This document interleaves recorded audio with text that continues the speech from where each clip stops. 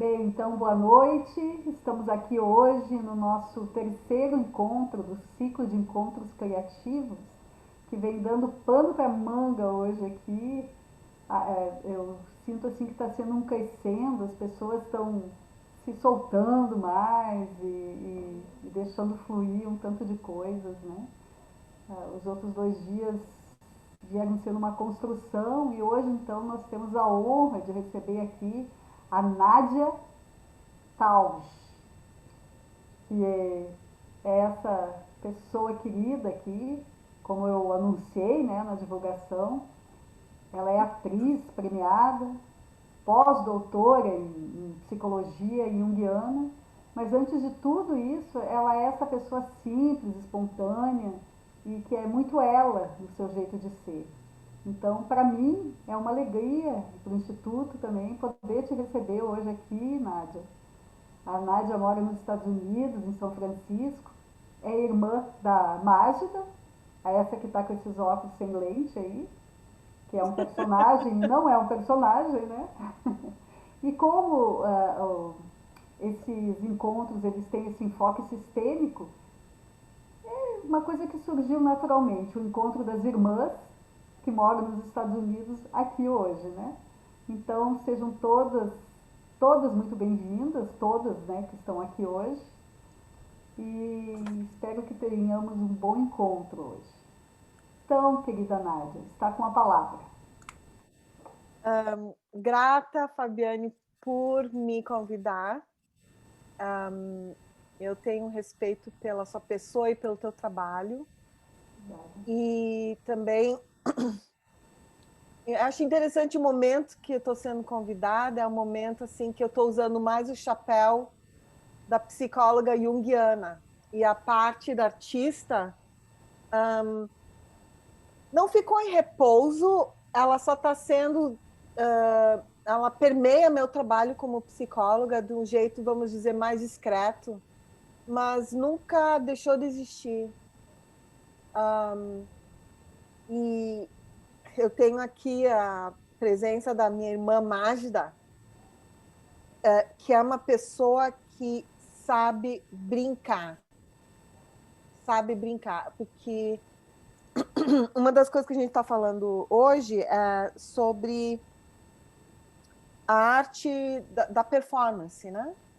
Mas o fundo mesmo é só brincar, é o ato de brincar, né? E dentro da psicologia tem inúmeros assim pesquisas e observações sobre como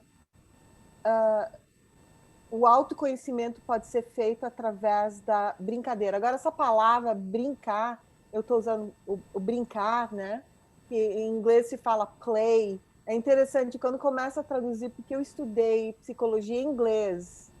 E agora que eu estou falando sobre psicologia em português, eu, eu começo a perceber que as palavras, às vezes, elas têm um sentido diferente, né?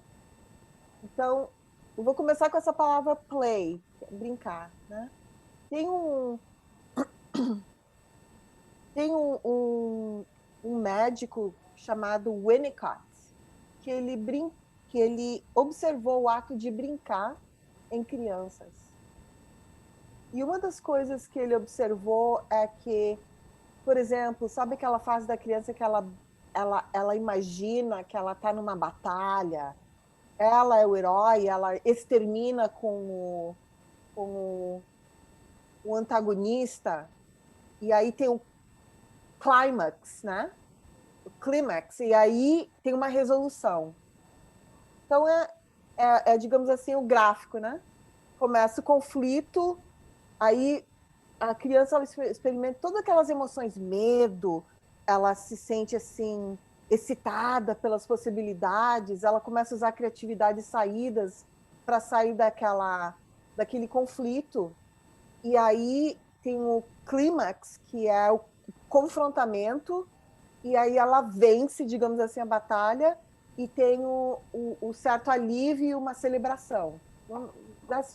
Vou colocar assim num gráfico, assim, quantas emoções aquela criança viveu.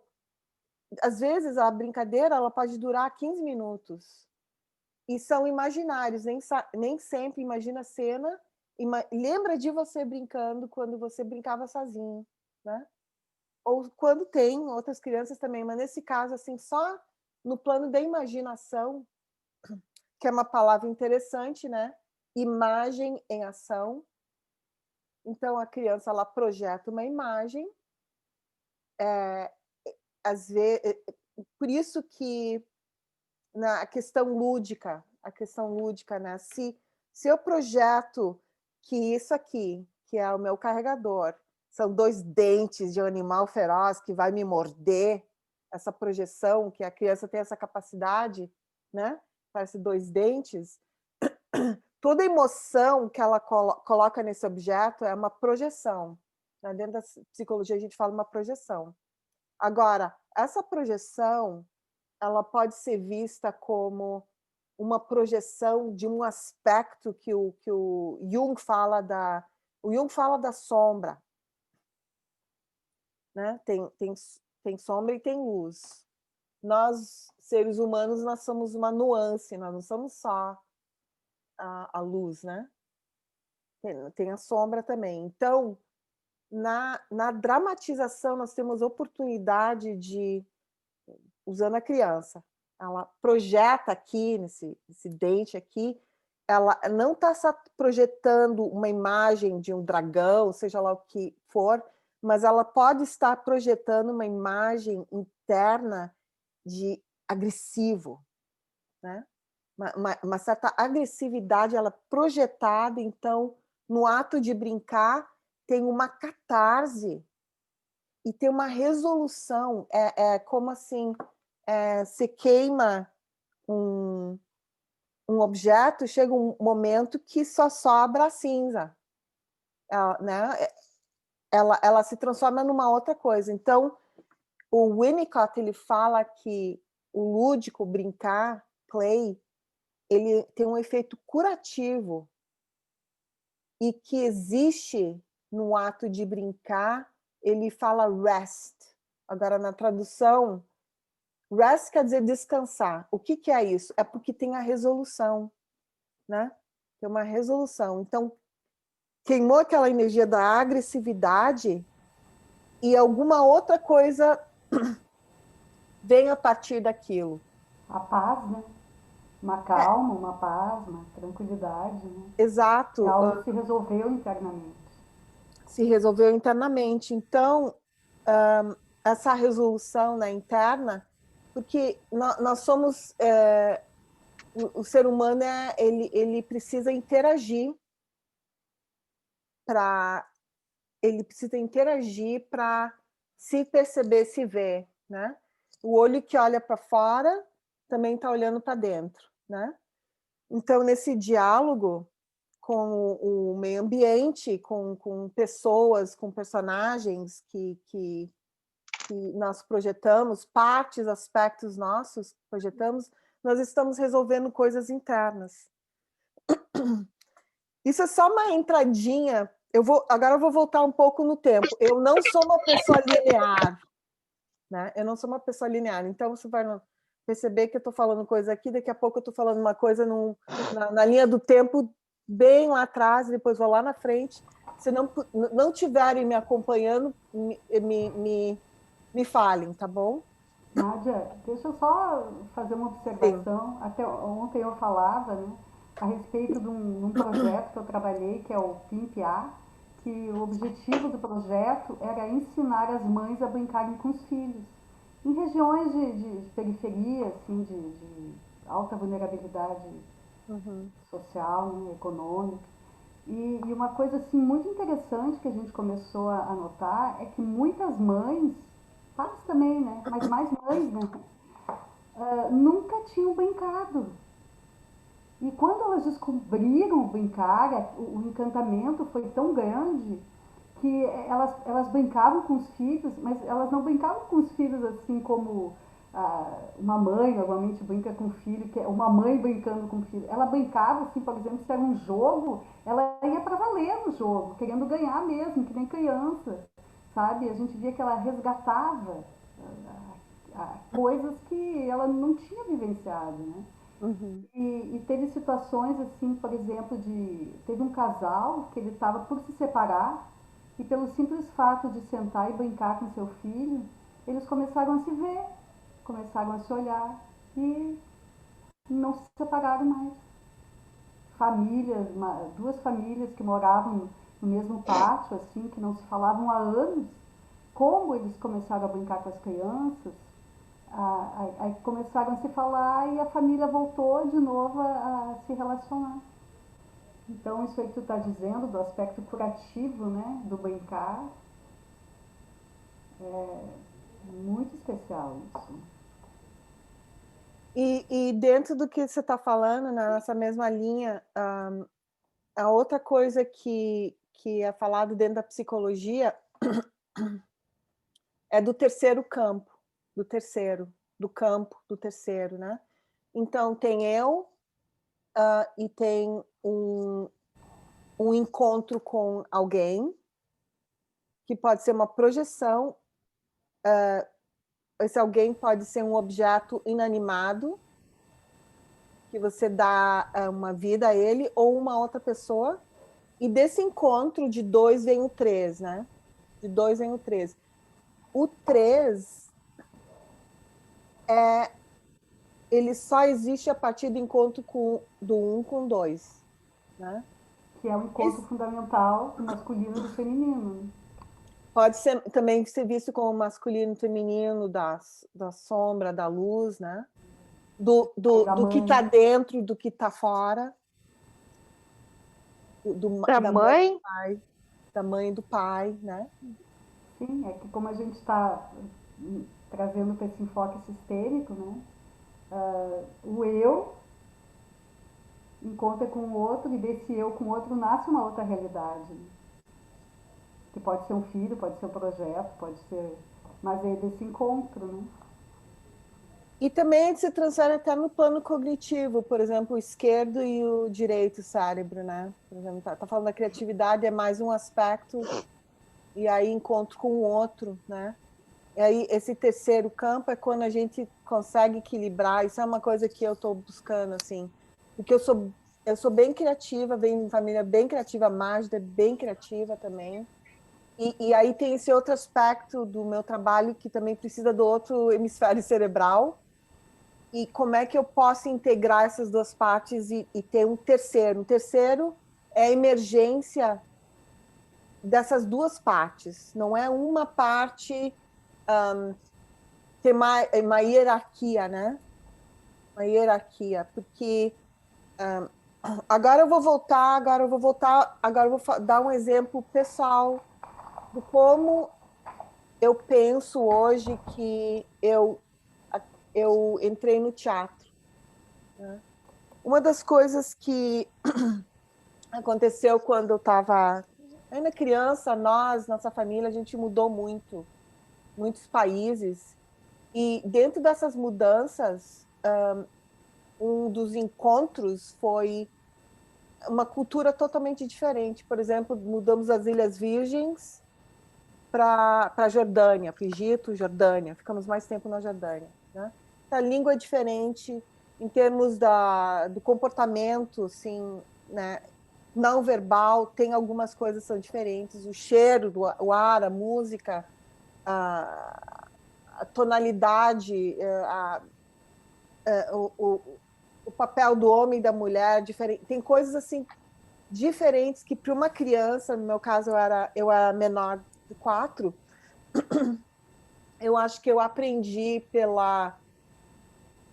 a observar nuances, por exemplo, a parte não verbal, eu acho que eu aprendi a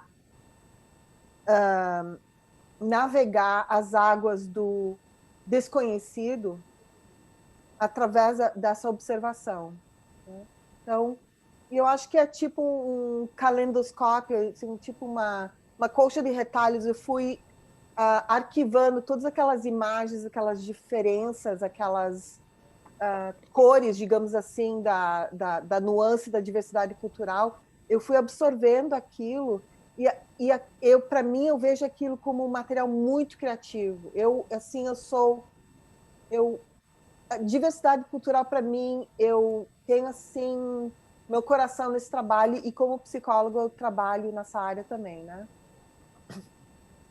Aí, como a gente teve que mudar muitas vezes de país, né? Depois a gente veio morar no Brasil, é uma nova adaptação. Então, o que eu percebi é que eu precisava digerir tanta informação. E por ser mais sensível, eu não sabia o que fazer com esse material todo. Então, eu era uma criança bem irritada, sensível, assim, né? E tinha também dificuldade de me concentrar. Vários aspectos, assim, em mim que, crescendo, quando eu cheguei a ser... como adolescente, foi quando eu senti mais ainda que eu tinha dificuldade de me concentrar. Eu acho que eu tinha, assim, os mundos que eu fui exposta precisava, assim, de um aparelho digestivo que pudesse abraçar isso tudo, e eu não tinha, assim, ainda a forma de digerir, né? Então, daí, quando comecei a fazer teatro, eu acho que é aí que começou a digestão. Porque eu comecei a dramatizar coisas que não tinha palavras para expressar. Então, através de personagens, eu comecei a agora eu vou explicar, se tive umas fases, né? Teve uma eu entrei no curso de teatro profissionalizante no Rio de Janeiro, né? E tinha uma diretora cubana que ela falou assim, depois de um ano, o curso são vários anos, depois de um ano, ela disse assim, Nádia, quando tu vai parar de dramatizar esses monstros? Quando tu vai parar de dramatizar esses monstros? Porque tudo que eu fazia virava grotesco. Eu não estava interessada em ser a protagonista que era sedutora, ou aquela ingênua, ou aquela... Eu não estava interessada nesse tipo. Quando eu escolhia um personagem, tipo, até a improvisação, era tudo muito pesado, grotesco. Geralmente tinha alguém para esganar, alguma coisa para chegar e destruir, alguma coisa assim, e era bem corporal, era menos verbal do que mais corporal. E quando ela falou aquilo, caiu a ficha. Caiu a ficha, daí eu comecei, sem me castrar, né, sem me castrar, navegar para outro tipo de personagem. Então foi das filhas do Rei Lear, né, que elas aprontaram naquele espetáculo, por exemplo, do Rei Lear. As filhas do Rei Lear são más mesmo, né? Lady Macbeth é... Eu fiz, né? eu fiz Lady Macbeth. Então, quer catarse é Lady Macbeth, né? Então, depois eu comecei, fui para Garcia Lorca, daí era uma mulher que estava apaixonada, era mais vulnerável. Dali eu fui navegando para, quer dizer, foi muitos anos, né? Aí teve no final, mais para o final da minha trajetória, eu fui indo, não tanto para o final, mas digamos assim, 3/4 depois, mais para comédia. Agora, eu fui assim, da transição do grotesco para o sublime, aquelas emoções mais sublimes, de amor, de, né, Garcia Lorca e tal, de melancolia, coisas assim, para depois então foi do grotesco para o sublime, daí eu fui para o cômico. Agora, por quê? Porque na comédia ela tem espaço para tudo. Porque a comédia ela trabalha com os extremos.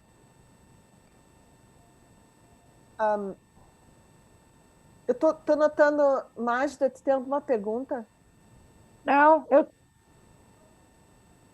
Eu não tenho uma expressão, então eu vou pegar o gancho do que a Mágida falou antes da gente começar. Ela falou assim: eu tinha um personagem que era ela Roger tinha dois personagens, e ele te fazia o Mahmoud, né? Mahmoud. E eles riam bastante antes da pandemia. Eles brincavam com esse personagem do Mahmoud. E aí, durante a pandemia, pararam de fazer, e agora não tem graça, esse Mahmoud não tem. Então, quando você se alimenta de um tipo de personagem, quando ele perde força no teu no campo, é porque alguma coisa já foi vivenciada lá que não precisa mais. Como eu, por exemplo, do grotesco. Não tem mais essa necessidade, né? Aí transiciona para um outro tipo de personagem.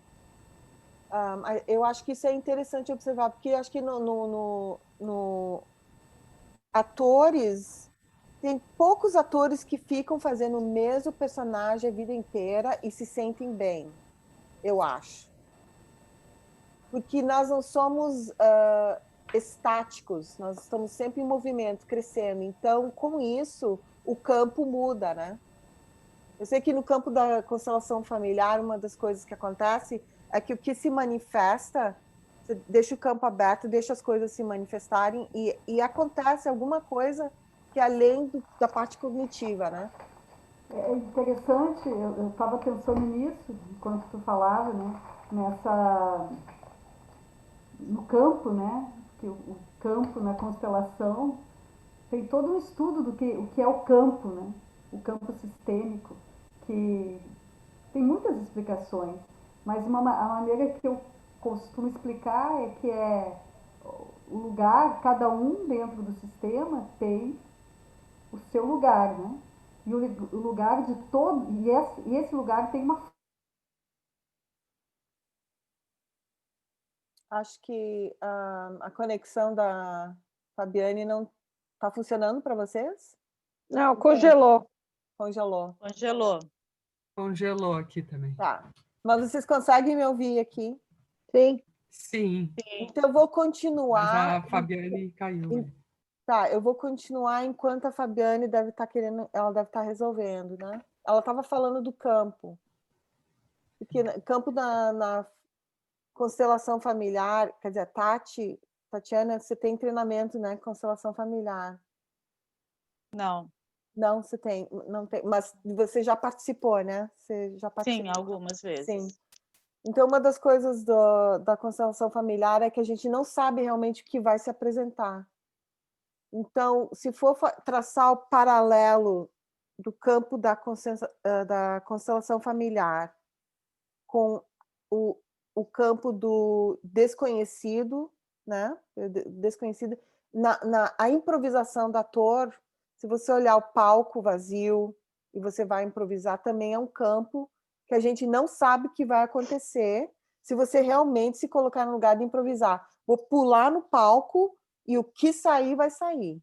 Às vezes é um movimento que você começa a fazer com o corpo e aquele movimento leva a uma a postura, só pela postura muda a voz, né? Aquela postura muda a voz. Então, por exemplo, se eu quero explorar aquele campo do palco como um campo que vai me informar e não, ao invés do ator entrar no palco e querer impor algo na improvisação, tem uma outra forma de fazer que é mais parecida com a constelação familiar. Pisa no palco e aguarda o campo te informar. É uma outra postura, né? É o mesmo palco. Então imagina um palco vazio e dois atores, tá? O ator da esquerda, ele vai entrar pensando já o que ele vai trazer para o palco.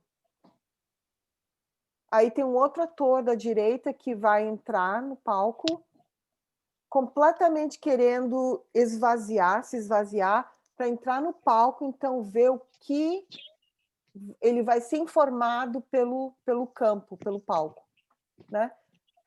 É o mesmo palco e são duas posturas totalmente diferentes.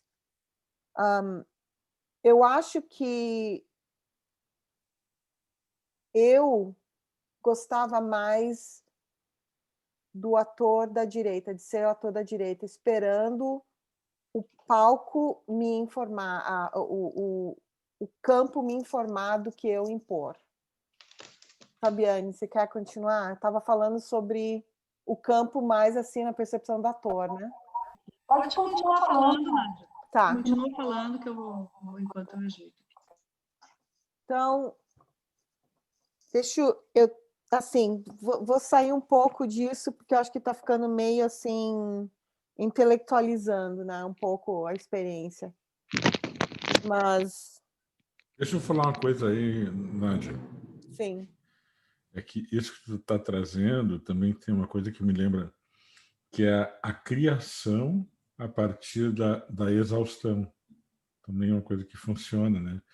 Porque nós fazíamos exercícios assim, eram exercícios físicos de tu te exauria, e quando tu estava exausto, aí a professora dizia para nós assim, agora improvise. Que quando tu está exausto, tu improvisava de uma maneira que não permitia que tu pré-concebesse alguma coisa antes de improvisar. Que é isso que eu estava falando antes, né? Porque o ator da esquerda, ele pensava antes, eu vou improvisar tal coisa, eu vou fazer desta maneira, eu vou criar... E o da direita não, o da direita entrava e deixava acontecer. Uhum. E pela exaustão tu chega nisso. Então a gente fazia lá a dança dos ventos, não sei o quê, 1000 coisas, assim, te jogava no chão, ela fazia a gente se exaurir de tudo quanto era forma. A Cissa Rexigel fazia isso, né? Uhum. Fazia a gente se exaurir de tal forma, e quando a gente estava completamente exausto, ela dizia assim, cena. E aí tu ia para a cena, tu não tinha tempo de pensar. E aí a improvisação vinha de uma maneira muito mais fluida, muito mais natural, muito mais espontânea, muito mais orgânica, do que não te dava a oportunidade de tu racionalizar aquilo que tu ia fazer. Uhum. E apareciam coisas incríveis, né? Porque quando tu consegue improvisar a partir do nada, do zero, da tua exaustão total, tu estava fisicamente esgotado, tu não aguentava mais, e tu entrava na cena, tu te jogava com o corpo e com o que vinha na mente, e não com nada pré-concebido, né? Isso era Aí muito... tem o Grotowski, né, que trouxe esse Exatamente. método, Grotowski da exaustão, porque quando a gente está, não sei, muitos de nós têm profissões, né? Uma pessoa é um contador de dia e um contador de contabilidade, não de contador de história, né? Durante o dia e à noite ator, vamos dizer, né? Então são partes diferentes do cérebro, né? Você tem que usar a tua cognição de um jeito durante o dia e de noite. Agora, como fazer a transição? Acho que eu estou usando assim um pouco de extremos assim porque a transição, acho que essa transição, voltando de novo para o campo sistêmico, né? A linguagem da constelação familiar que eu acho interessante, que tem a ver com o trabalho de criação do ator, é como fazer essa transição. Por exemplo, a Mágida, de novo, e minha irmã aqui, a Mágida. A Mágida é uma pessoa muito inteligente, pode usar 2 partes do cérebro, eu acredito. Agora, a transição entre o brincar e aquela que é assim, certinha com contabilidade, finanças, etc., a transição, a da Mágida é rápido. É muito rápido. Agora, para a maior parte de nós, não é. E o mundo, digamos assim, convida a gente a ser mais ou uma coisa ou outra, né? Então, daí o Grotowski, ele veio numa época que ele queria romper com isso. Romper. Que o ator, ele tem que ser mais cru, raw, cru, né? A coisa mais orgânica. Aí tem um outro que, na controvérsia, na área de teatro, que é o Brecht, né? Que o Stanislavski, que foi falado, o Luiz Frank trouxe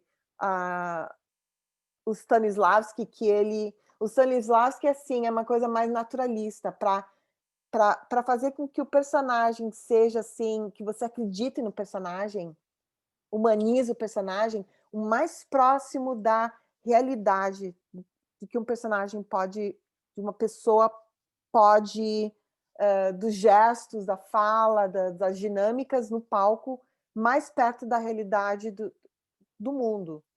Agora, daí chega o Brecht e fala assim, vamos romper com a quarta parede. O que é isso? Então, o teatro é uma caixa e aí tem a plateia, né?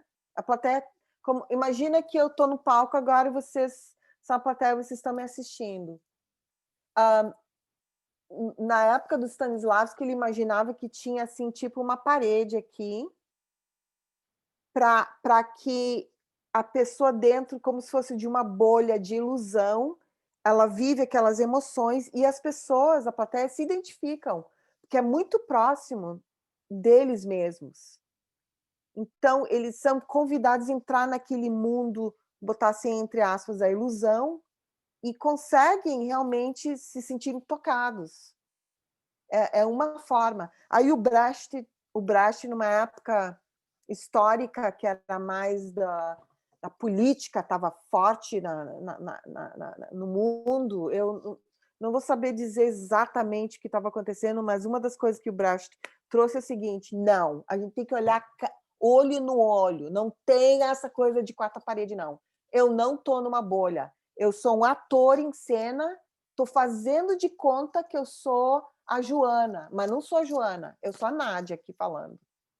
Então, ele rompe com isso e ele faz contato direto com a plateia. Agora, como é que ele rompe a ilusão daquela bolha do Stanislavski? Ele faz assim, ele está falando, por exemplo, ele está falando, ele está assim, um momento assim, bem de introversão, o personagem está sentindo uma coisa, aí ele rompe aquilo e diz assim, por que você se coçou ali?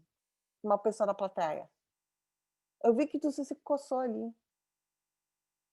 O que acontece? Rompeu a quarta parede. O que aconteceu naquele momento? A Mágida, eu vi que a Mágida riu, né? Porque a pessoa ele quebra o contrato que está estabelecido com a plateia, né? É um contrato estabelecido com a plateia.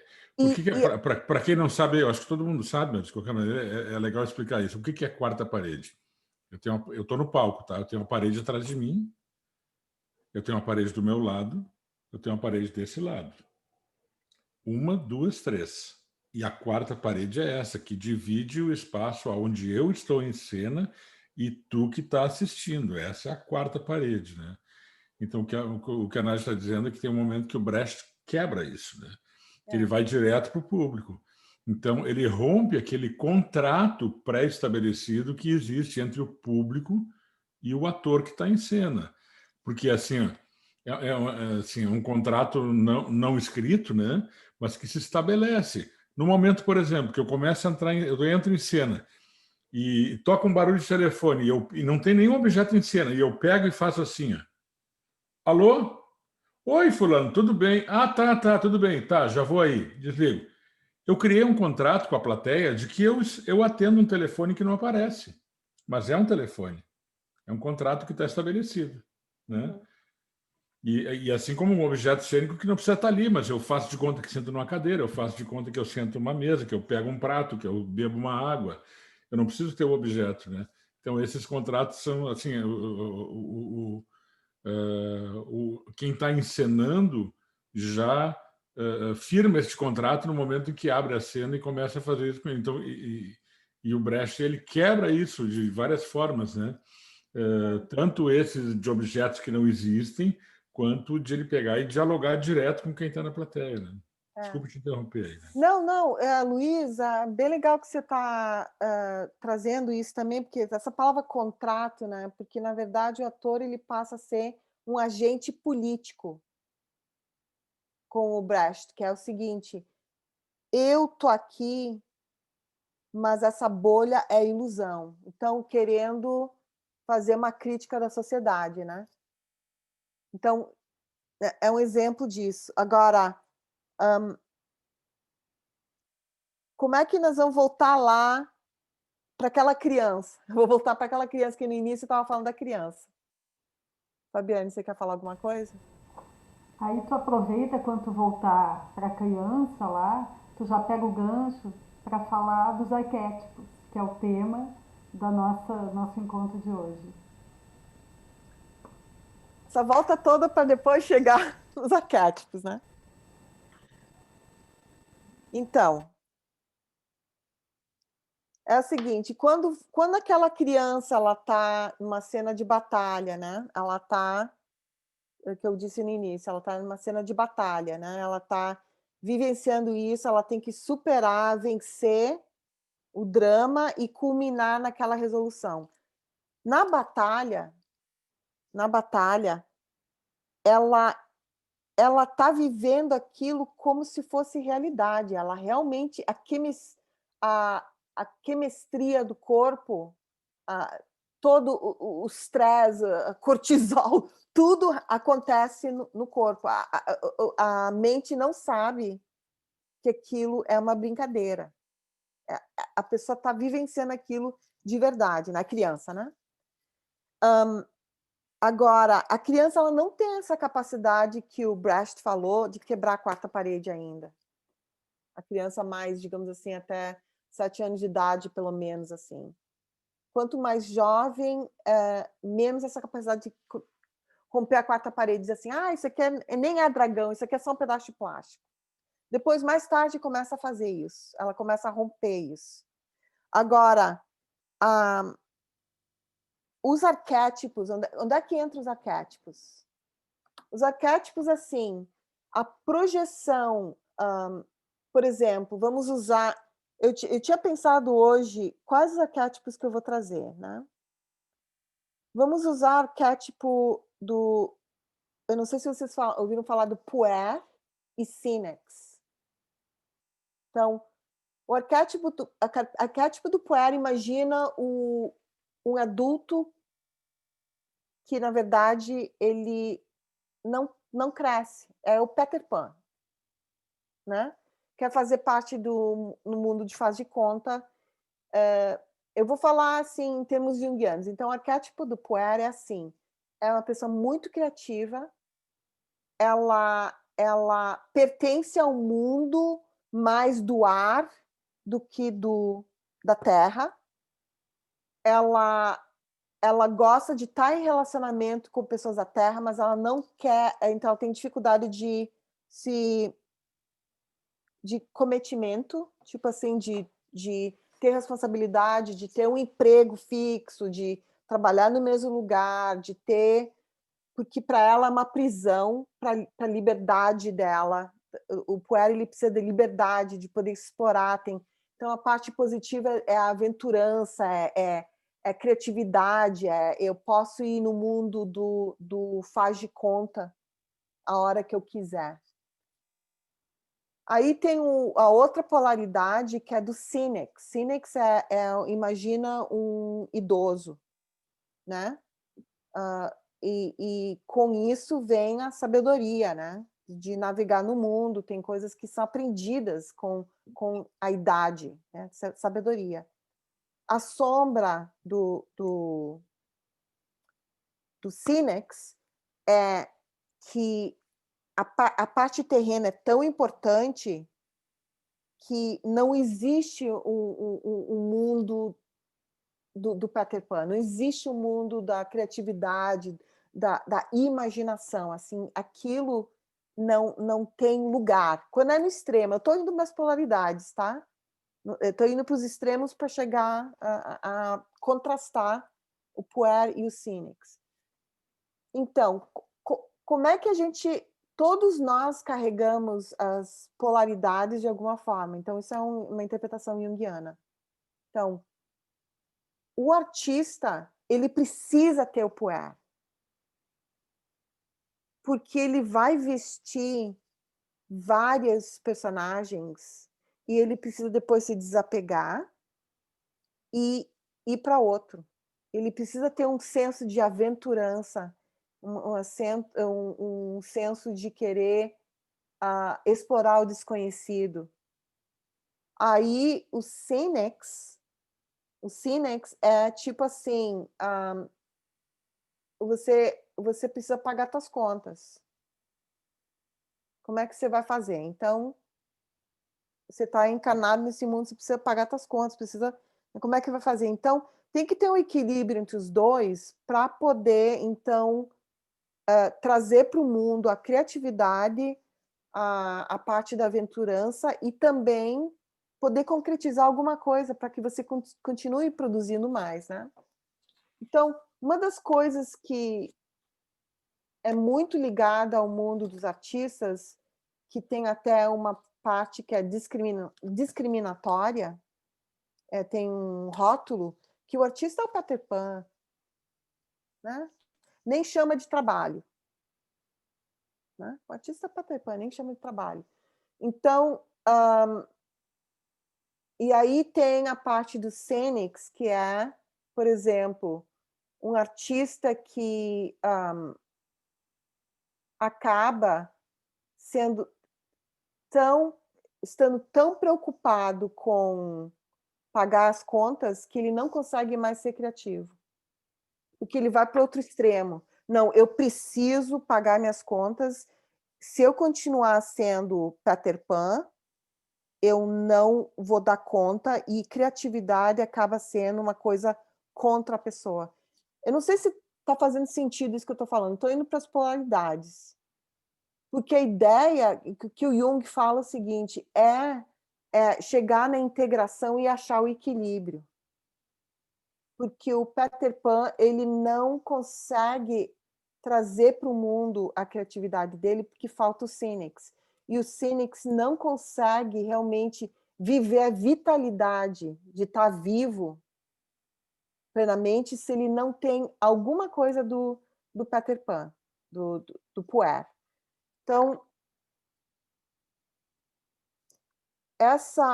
eu acho muito interessante que eu estou falando isso, mas eu estou pensando no meu próprio processo, porque eu acho que eu tive que fazer um trabalho, e eu estou fazendo um trabalho para integrar o artista e o psicólogo, né? E porque é importante não ter uma hierarquia, que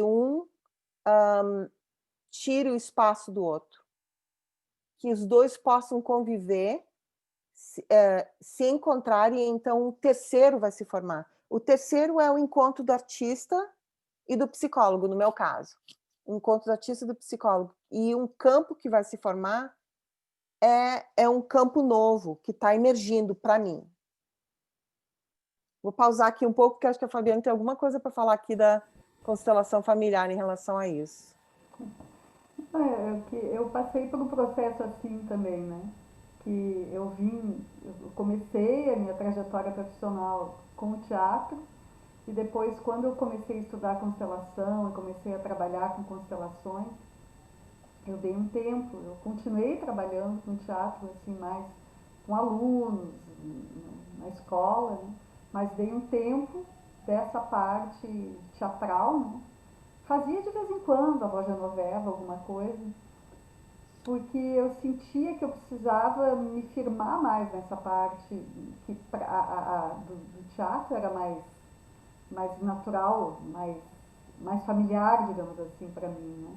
Então, mas chegou um ponto que eu comecei a sentir necessidade de resgatar de novo essa parte teatral. E aí eu comecei aos poucos, gravar vídeo da voz da novela, e fui trazendo os outros personagens, né? E tu falaste assim do artista, né? Do poeta, do Cynics, no artista. Esse artista pode ser entendido como uma metáfora para o ser humano, né? Todos nós temos dentro de nós isso, né? E eu fiquei me perguntando, né? São os dois extremos e que formam um terceiro. E esse terceiro é nós mesmos. É nós, é a nossa integridade. Que dentro do princípio sistêmico é a mãe e o pai. O lado direito, o lado esquerdo. E a integração dessas polaridades é que forma esse terceiro. É nós. É muito interessante ver como que esse movimento assim, da terapia sistêmica, da terapia junguiana e do teatro, tem uma linha que une. E se a gente for procurar assim, na vida, em diversas profissões, se a gente buscar, encontra isso também, né? Essa linha que une.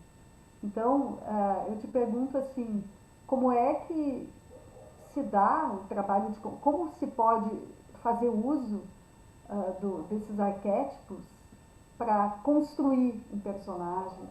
Não necessariamente para subir no palco, mas para ter como um aliado dentro de si, para o nosso processo de desenvolvimento pessoal, profissional. Uhum. Vou interromper aqui para falar uma coisinha, assim, porque eu estou vendo que tu não está lendo aí, Fábio. A Sandra está um tempão tentando entrar, tu precisa aceitar ela. Sim, mas acontece que ela não está aparecendo aqui para mim. Eu sei disso, eu já fui lá, mas eu não sei o que está acontecendo com ela. Ela está dizendo aqui que está tentando e que está aguardando ser aceita no grupo para entrar. Pois é, mas não aparece, ela não Será que ela está aparece. entrando no link errado? O que ela está fazendo, será? Talvez. Eu mandei Pergunta esse lá último. pra ela, Luiz. Eu mandei esse último que tu mandou aí. É o mais recente. É o mais recente, Porque não né? aparece nada aqui. Uhum. Não tô vendo aqui ela também. Os outros todos apareciam aqui, mas ela não está aparecendo. Então, você pode repetir a pergunta para ficar pergunta circulando? Como que a gente pode usar desse recurso, né, dos arquétipos, fazer uso disso, desse conhecimento, para criar um personagem, não necessariamente um personagem que vai subir ao palco, mas tê-lo como um aliado para integrar alguma parte nossa que precisa ser integrada em nosso benefício pessoal, profissional. Uhum. Um arquétipo que é muito conhecido, que até o Hillman fala sobre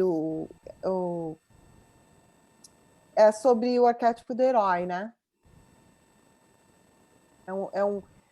Tanto é que tem tantos filmes que foram feitos estudando o arquétipo do herói também.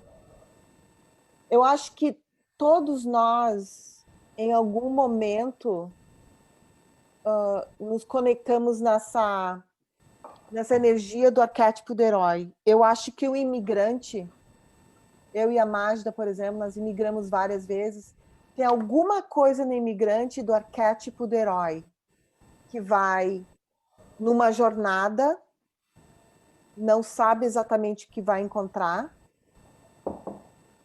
e precisa passar por certas coisas e vencer.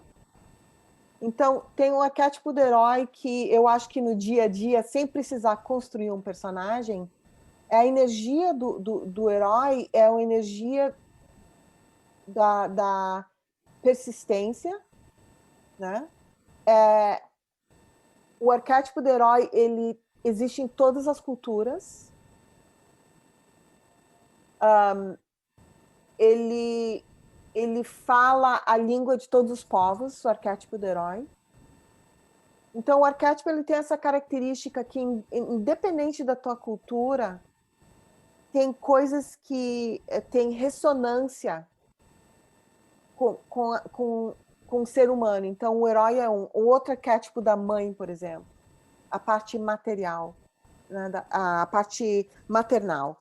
Então, uma das coisas que se fala é, mesmo a ausência da mãe é uma presença. E eu sei que na constelação familiar também é isso.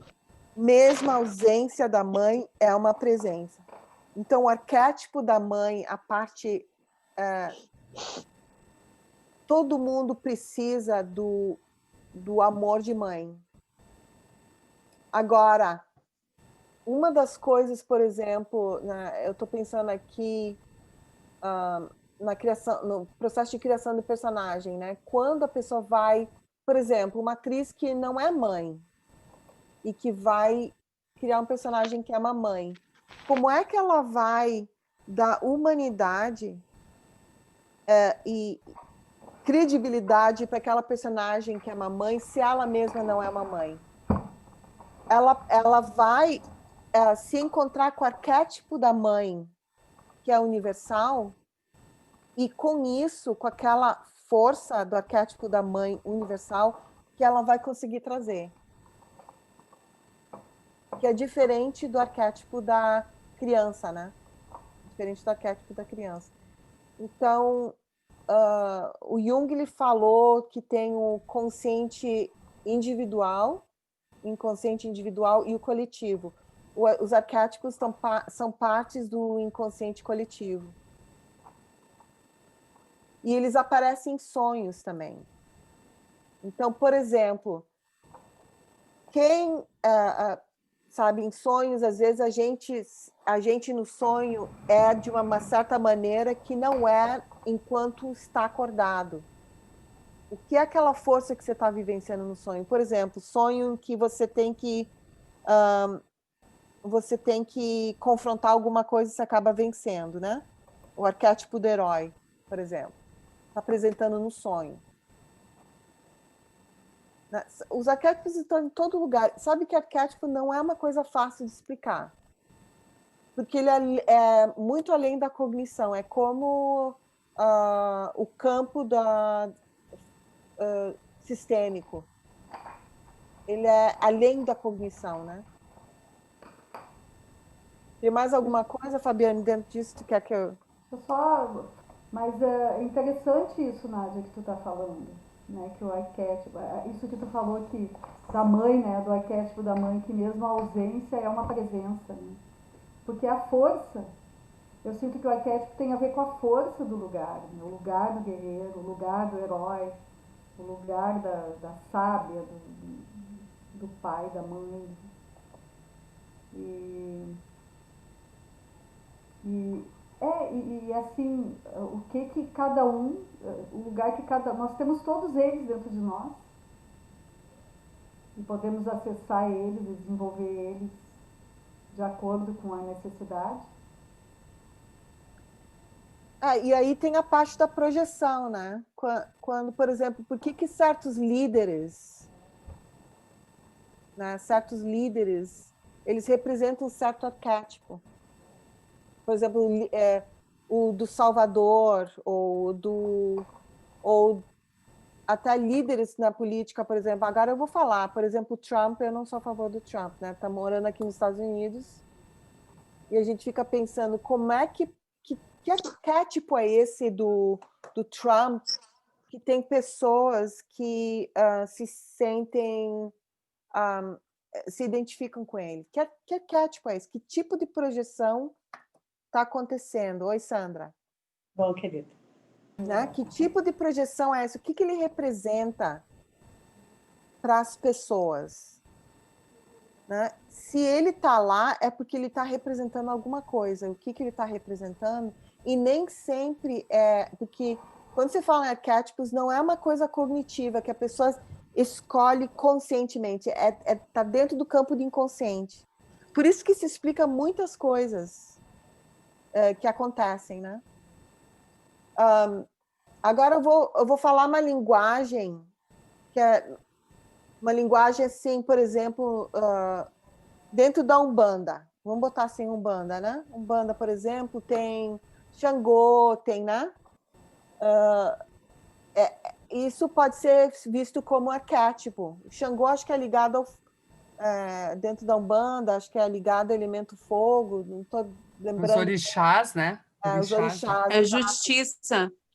A da justiça, né? Então, é um arquétipo. Então, dentro da cultura africana, elas encontraram um jeito de simbolizar, né, essa entidade que representa a justiça. Isso é um arquétipo.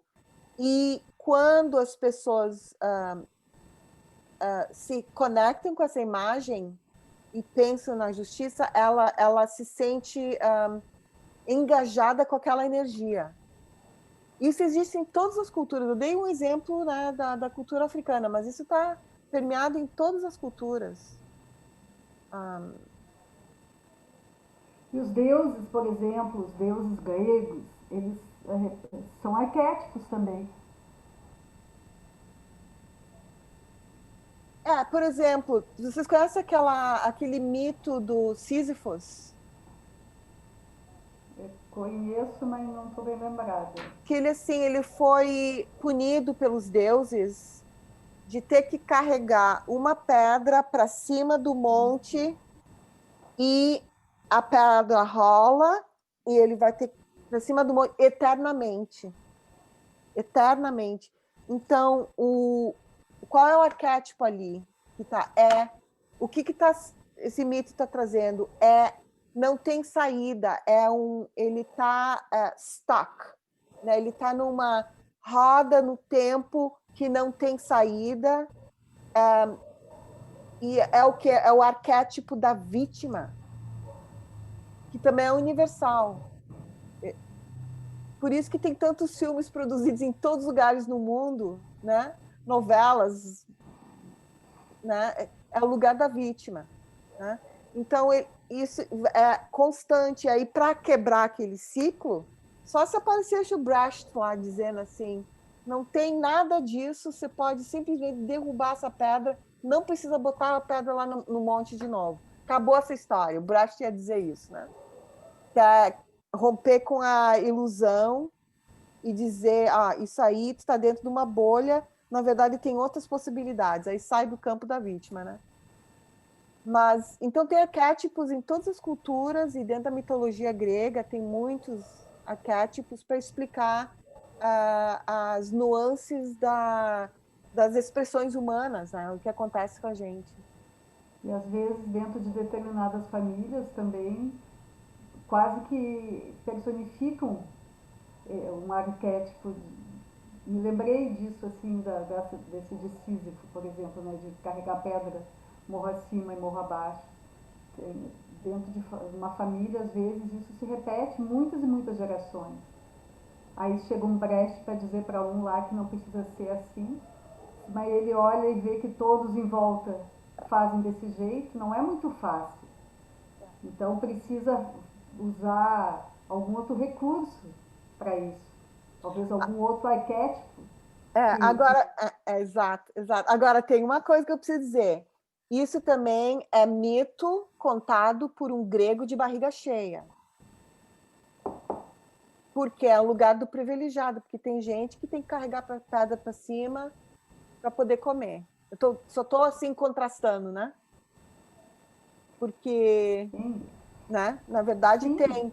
Mas então, às vezes, a pessoa passou, por exemplo, uma geração em que precisavam carregar a pedra morro acima diariamente para poder comer.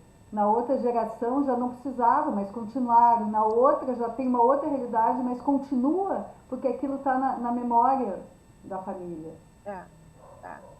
E aí, então, para poder fazer diferente, precisa substituir por outra coisa, precisa aquilo sentir uma segurança para poder substituir por outra coisa sem se sentir excluído, sem se sentir vazio, oco ali, né?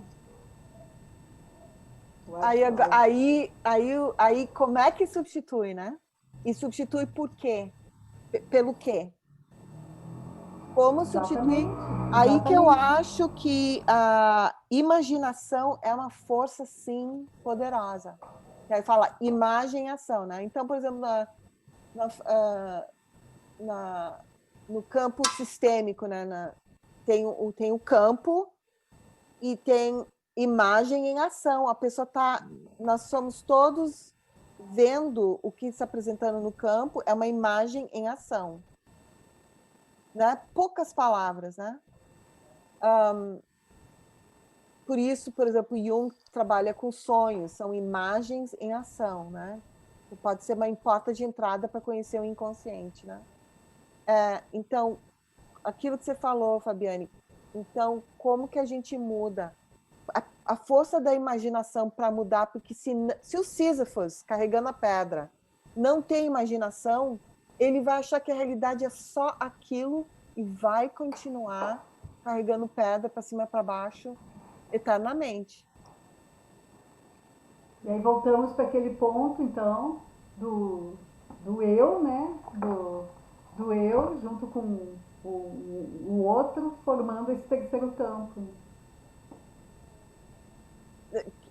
Fala mais um pouquinho o que você está pensando. Da força da imaginação poder atuar como esse outro, esse segundo, né?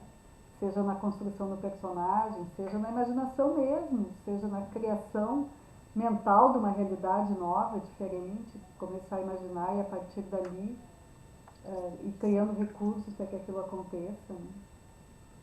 Até se sentir fortalecido de poder olhar para o seu próprio sistema e pedir essa licença, pedir essa permissão para fazer um pouco diferente e deixar, por exemplo, a pedra ali e fazer outra coisa, né?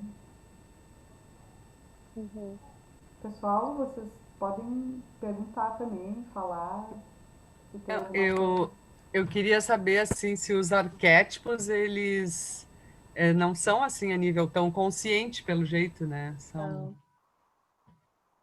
A própria natureza do arquétipo é inconsciente.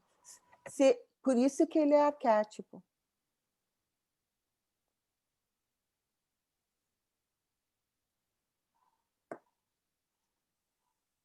À medida que ele vem sendo trazido para a nossa consciência, que é possível haver algum processo de transformação, né?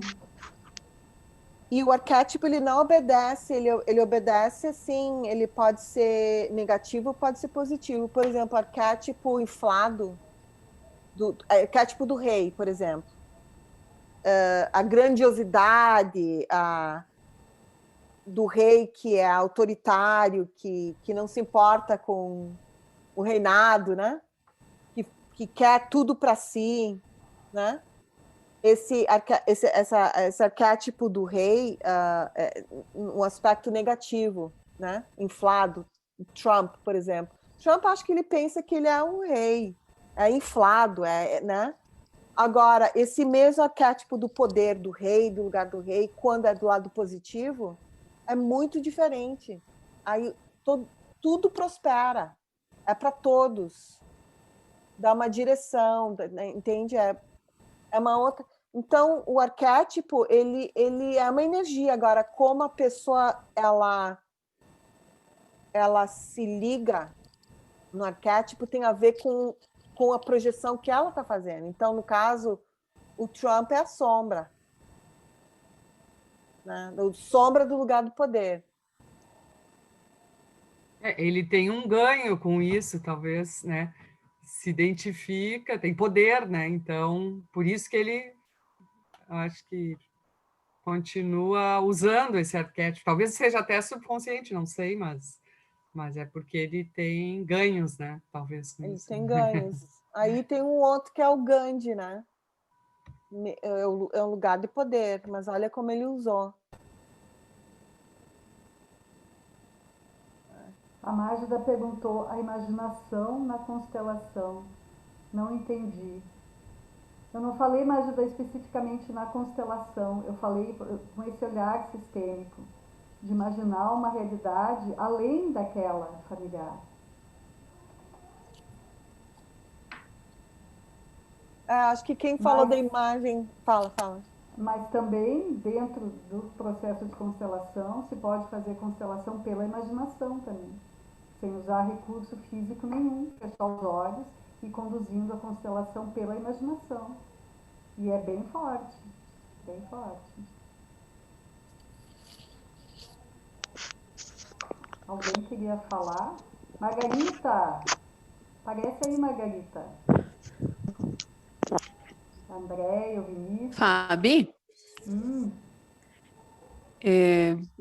isso que tu falou ali, tu pode repetir para mim ver se foi isso que eu entendi. Cadê tu, Nossa, assim, eu tô sem imagem de que eu tô de pijama já. A gente vai imaginar que tu Grande tá... coisa. E com uma toalha na cabeça. Ai. Não. Eu tô de personagem. Meu personagem. Amanhã é o dia de trazer os seus personagens para o encontro, tá? Amanhã Eu estou igual. O personagem da mãe cansada e trabalhadora O arquétipo da mãe cansada. Tá, mas voltando aqui, né, para o assunto. Eu entendi que tu falou que dá para constelar pela imaginação, é isso? Mas daí, Sim. no caso, é o constelador ou a pessoa pode sentir isso? A pessoa com o constelador. A pessoa fecha os olhos e o constelador vai conduzindo. Assim como é numa constelação com bonecos ou numa constelação com pessoas, vai conduzindo. E vai fazendo perguntas. E a pessoa vai dizendo o que está sentindo, o que está vendo, e o constelador vai conduzindo. Muitas vezes já aconteceu comigo, assim, de iniciar um trabalho sistêmico, pedindo para a pessoa fechar os olhos, se concentrar e fazer. A intenção era simplesmente fazer um exercício de meditação ali para sintonizar. E a pessoa entrar tanto no campo que a constelação já acontece ali mesmo. Então é muito interessante. E é possível, sem um constelador, isso acontecer? Fazer essas perguntas, se a pessoa ela tá com uma energia, porque a constelação é uma energia, né, pelo que eu entendo, assim, por causa de ter constelado já, né? Não pelo teórico, né, mas pelo prático de participar, né? E tá sujeito a acontecer? Pode, É sim. possível? É possível. Comigo já aconteceu. 2 vezes já. Mas é uma coisa que a gente precisa estar com um grau de entrega, assim, para não se deixar influenciar pela vontade, né? De perceber realmente o que o campo está trazendo ali.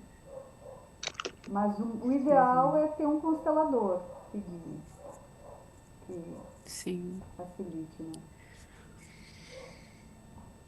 A Sandra quer falar? Sim. A gente chama também de visualização, né? Você chegou a usar a palavra. Para conduzir, assim, muitas vezes. Eu já aconteceu de constelar, assim, de ser constelada dessa forma.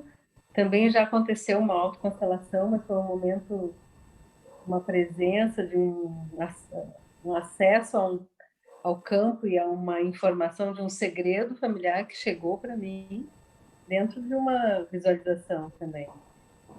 É forte e é esse poder dessa imagem, poder da imagem, porque a constelação muitas vezes, quando ela conclui, a gente olha e a gente diz, fica com essa imagem, né?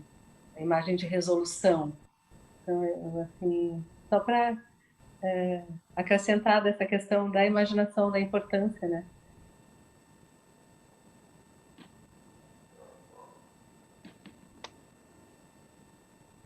Eu estava pensando a palavra personagem, né?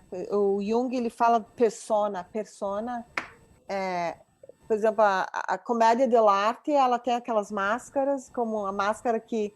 Clarice, você pode botar aquela máscara, só para a gente brincar um pouquinho com a imagem? A Clarice fez uma máscara bonita. Imagina essa máscara aí da comédia dell'arte, né? Ela tem, é quase que uma identidade, né? A comédia dell'arte, cada máscara tem é como se fosse uma entidade, né? Vamos dizer assim, né? E também pode se imaginar que é a persona, o que você apresenta para o mundo, né? Você apresenta para o mundo. É a primeira camada, porque o Jung fala do self, do senso do eu, com o E é escrito com a letra maiúscula. É o eu, digamos assim, o eu superior, né? O eu superior. Então, mas o primeiro encontro que você vai no mundo é a persona, né? Então, é interessante, personagem é a persona que age no mundo, né? Então, o ator, ele brinca com diferentes personas que agem no mundo. Eu acho que tem uma coisa muito positiva, tem uma flexibilidade. Eu posso ser assim, como posso ser assado, e eu continuo sendo eu mesma. É tipo assim, explorar a possibilidade da gente se apresentar de formas diferentes dá uma certa abre um espaço assim para a gente se conhecer. Aí volta para o autoconhecimento, né?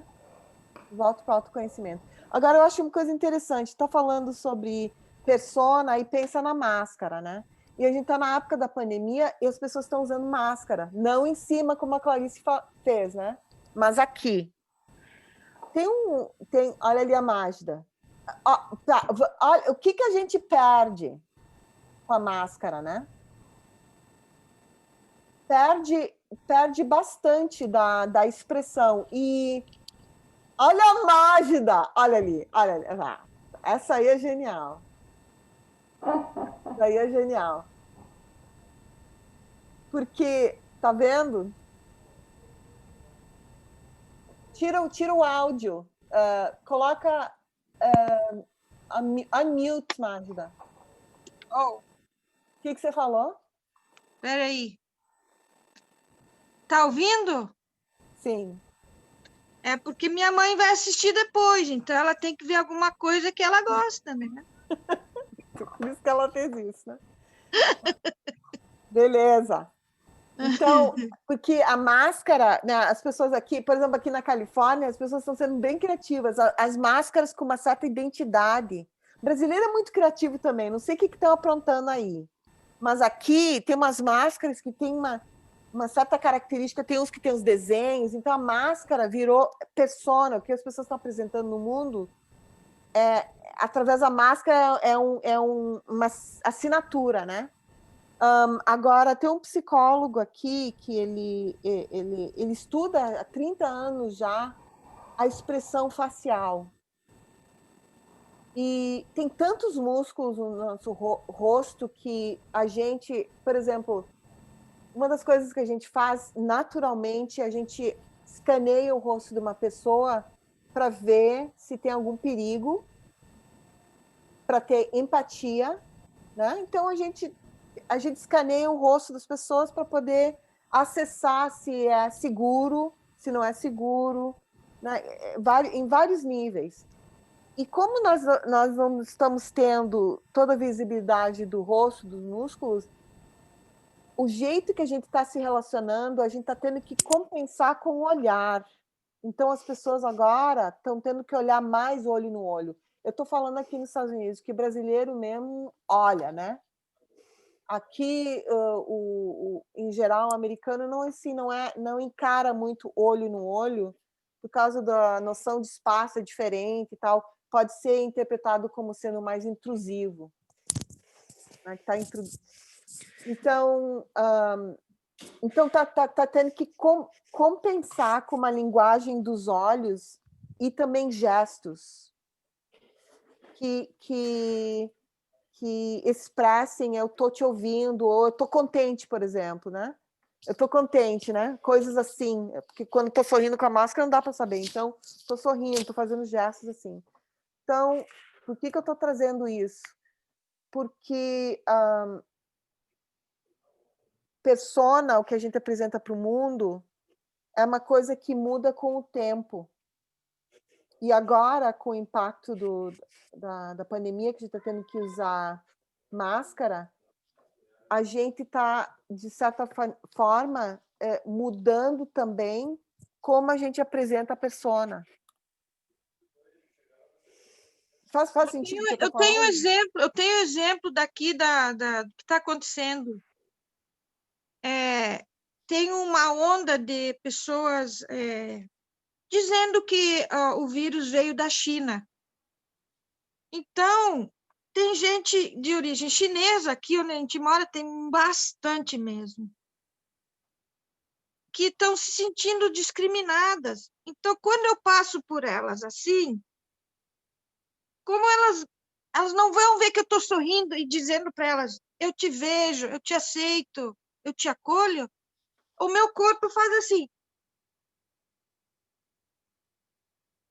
Assim, não, eu estou exagerando para vocês, mas eu procuro fazer com que aqui, sorria, aqui em cima, o meu corpo pare, eu faço alguma coisa tipo, reconhecendo eles. Então, acho que é uma maneira de me conectar com eles, apesar da máscara. Uhum.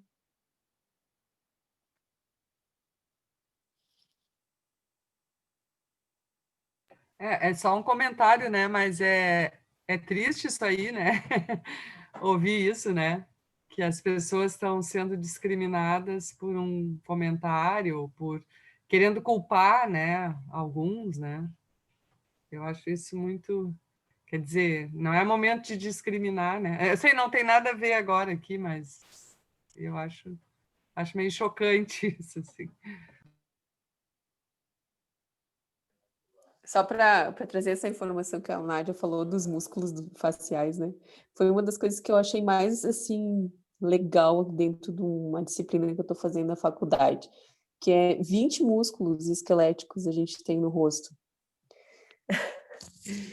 E só para sorrir a gente movimenta 12 músculos. E para dar gargalhada são 84 músculos, junto com o sorriso, né? Que sai junto, né? Então é 24 mais 12 ali, mais os tendões, né? Elásticos, assim. É muito engraçado isso também, né? O rosto, só no rosto, né? Então, Vamos a sorrir. expressão quer dizer muita coisa, né? Pode falar, já dá vontade de rir. Queridos, já são 10 horas. Queridas, Nádia, tu tem mais alguma coisa que tu julga importante, assim, dentro disso que tu tá falando? Aí eu vou abrir para mais algumas perguntas, considerações. Tá. Não, é que, assim, eu estava pensando aqui, né? Como é que foi parar na máscara e agora nós estamos falando sobre os músculos do rosto, o que uma coisa tem a ver com a outra, né? Que, na verdade, como a gente está falando sobre... Quando está falando de arquétipos, a gente está falando de emoções, porque uma das características do arquétipo não é uma coisa cognitiva, é um aglomerado, vamos dizer, de emoções. E a resposta ao contato com o arquétipo é instinto, né? E a resposta, como é que é o final que a resposta a arquétipos, the response, a resposta a arquétipos é instintual, né? Então, só que quando nós temos a disponibilidade de a nossa capacidade de ler a expressão do outro, mas agora nós estamos num momento muito único que, para fazer a leitura do outro, a parte instintual arquetípica também, agora está sendo filtrado por uma coisa na frente aqui, né? E o que isso significa?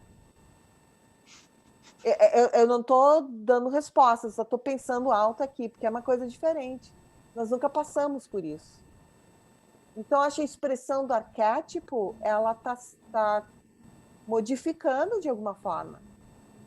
Eu tenho pensado muito, nós nunca passamos por isso, mas as mulheres muçulmanas, por exemplo, sim, com aquelas burcas. Às vezes eu estou de máscara e sinto calor, e às vezes eu me sinto meio uma muçulmana de burca, assim, claro, bem menos, mas eu tenho pensado nisso, às vezes até para me conformar de estar usando máscara e estar me sentindo desconfortável, me sentir solidária com aquelas mulheres, com aquelas burcas, só com os olhos de fora. Então, o quanto elas, né, precisaram e precisam usar de recursos para se fazer, expressar, né, de alguma maneira.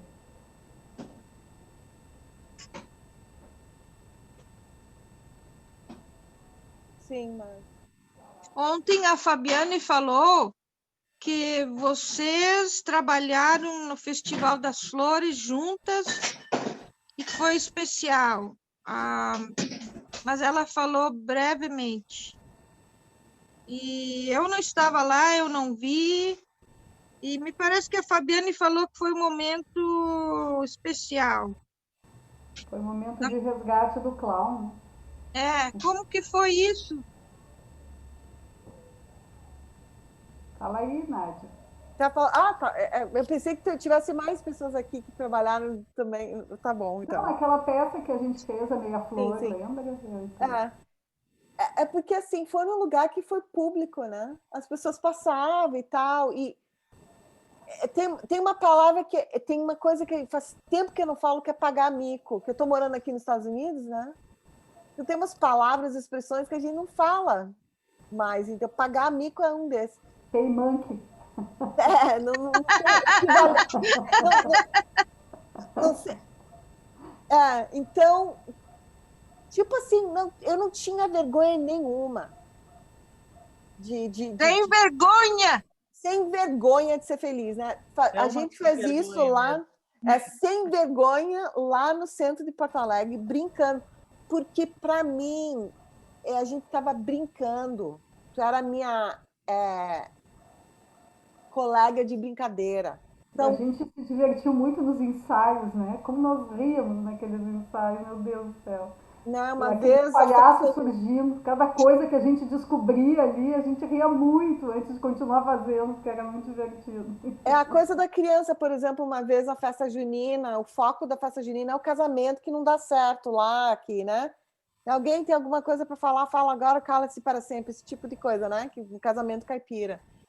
E nós ficamos, a metade não a metade não, mas um bom tempo do casamento caipira era a gente brigando por um sabugo de milho, lembra disso? Sim, eu era a mãe do noivo e tu era a mãe da noiva, né? Eu nem uma era alemã e a outra era italiana. Então, era o sabugo de milho, virou o centro da atenção quando o foco devia estar em outro lugar. Então, a coisa da comédia, né? É só o sabugo de milho, por favor. Né? Aí é o Cênix dizendo, deixa o sabugo de milho quieto, é sobre o casamento caipira. Mas aí vem o puer e o sabugo é tudo. O sabugo é espada, chinco, o sabugo vira ouro, o sabugo vira tudo, né? Então, essa parte lúdica aí vale a pena. É bom para o sistema imunológico durante o COVID. Maravilhoso.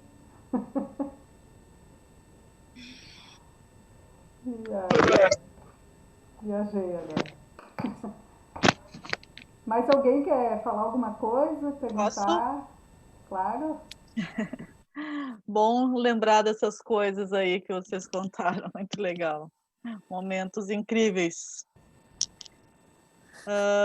Foi bem interessante assim ouvir essas reflexões, essas charlas aí de vocês, porque essa coisa do Jung trazer, né, assim, a partir de coisas provavelmente que ele identificou nas pessoas, assim, dentro do imaginário, né, que os arquétipos, eles têm isso de serem características também que a gente, do nosso imaginário, nos ajudam a compreender histórias do imaginário primordial, assim, né?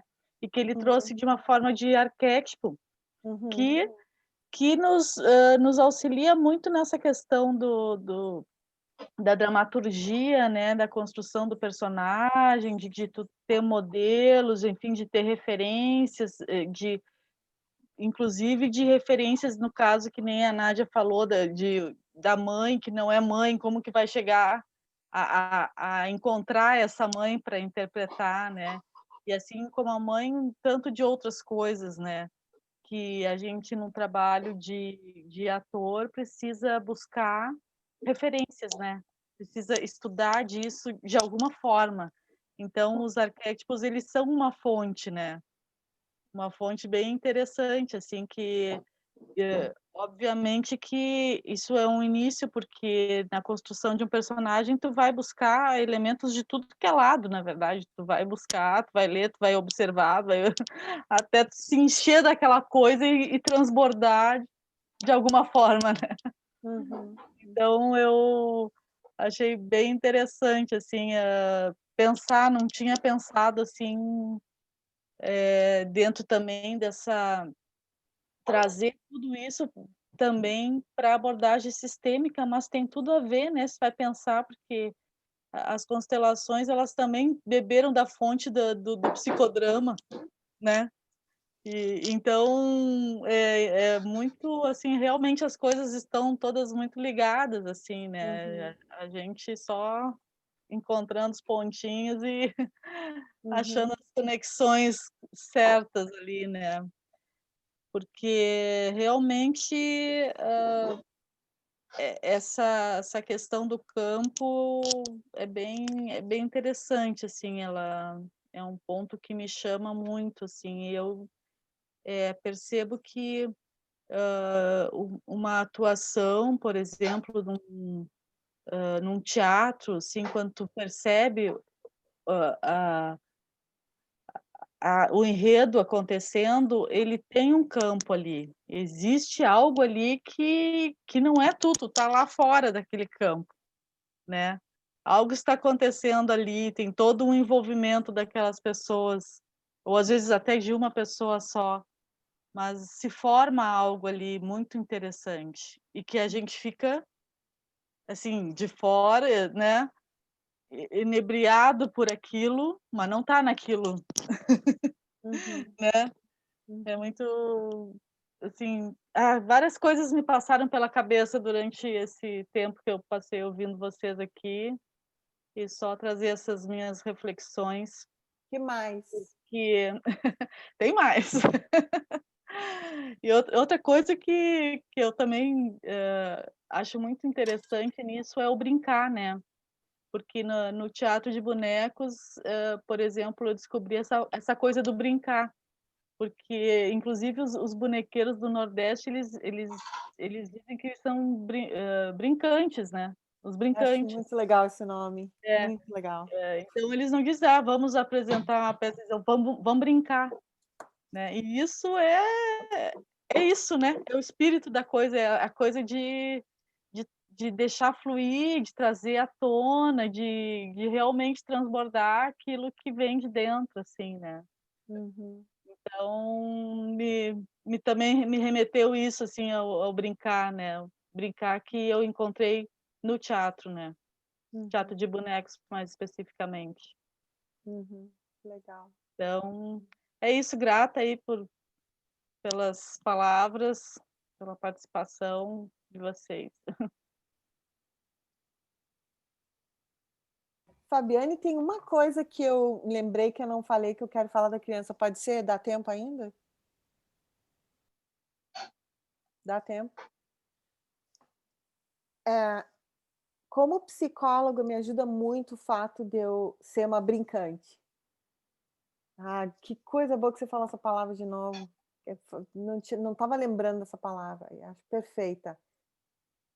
Eu vou contar bem rapidinho, não vou falar o nome, porque a gente tem que manter confidencialidade, né? É uma criança numa escola, 10 anos de idade, ele estava sendo bullied, eu estava tratando ele, e a gente se encontrava era uma sala só para brincar, playroom, terapia, play therapy, né? E tinha um urso, sabe aqueles ursos enormes, que é do tamanho de um ser humano enorme, assim? Tinha um lá na sala, e ele começou, dentro do processo terapêutico, dar uma surra de laço naquele urso. Durou, assim, por 2 semanas. Não, 2 semanas não, porque a gente se encontrava uma vez por semana. Por 2 meses, então, várias vezes, né? Uma vez por semana encontrava. Aquele urso apanhava e eu fazia o papel do ringue. Dele!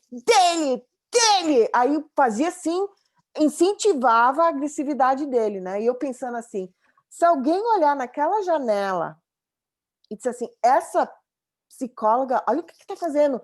Porque o bicho voava assim as pernas, né? O urso voava assim, porque ele dava assim golpe de jiu-jitsu e tudo. Tá. Aí foi indo, e eu disse assim, um dia alguma coisa outra vai...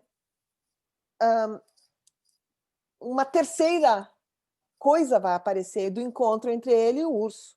né? Então, o que aconteceu é que ele começou a dizer assim para o urso: oi, e aí? Aí ele parou de bater no urso. Dá uma batidinha, mas aí, e aí? Aí até que ele virou amigo do urso.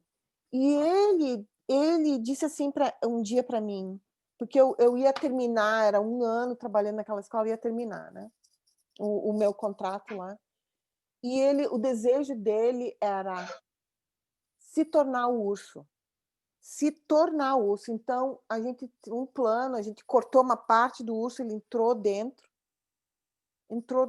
do urso e amarramos umas cordas, umas coisas, fez um jeito que ele estava meio escondido, mas ele tinha os olhos de fora e tal, então, e era para na hora do recreio caminhar, e essa era uma criança que era bullied, que ele tinha uma vergonha, né?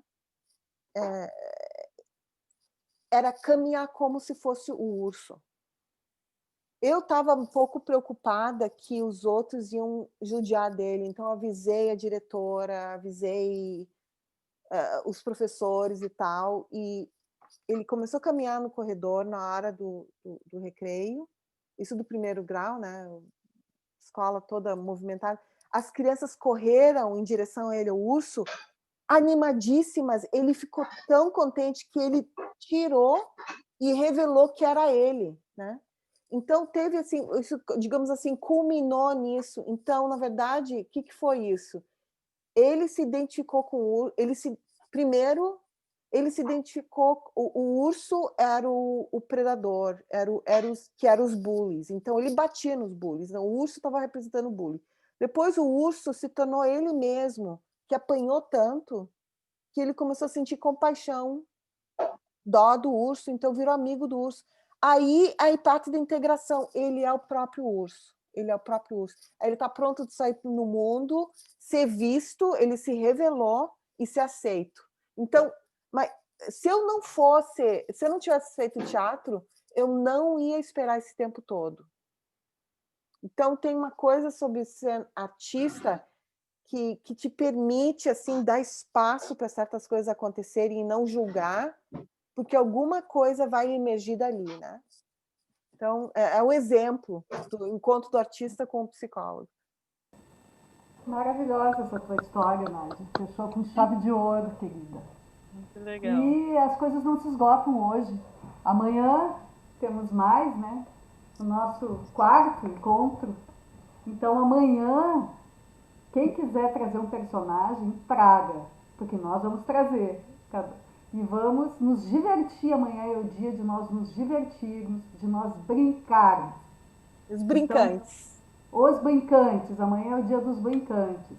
Então, prepare seus corações para as coisas que vamos brincar. Ah, eu só queria agradecer, porque amanhã não vou poder.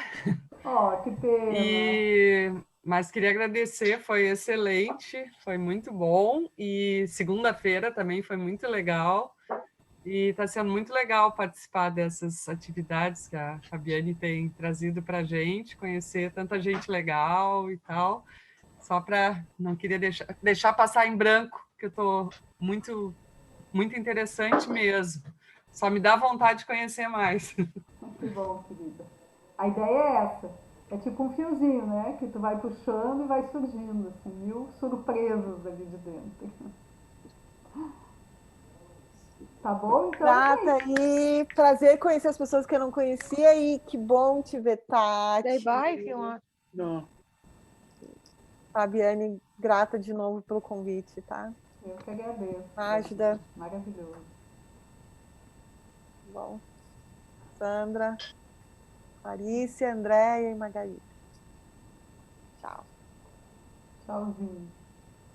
Tchau, gente. Até amanhã. Boa noite. Boa noite. Boa noite.